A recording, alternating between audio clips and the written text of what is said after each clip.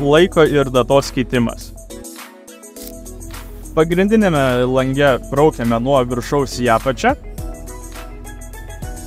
Atsidariusiame kvadrate spaudžiame krumpliaratį ir atsidaro pagrindinis meniu. Braukiame į pačią apačią, einame ant sistema, data ir laikas. Šitame ekrane galime keisti laiko juostą, nusistatyti, kad automatinė laiko juosta būtų ir automatinės laikas ir data.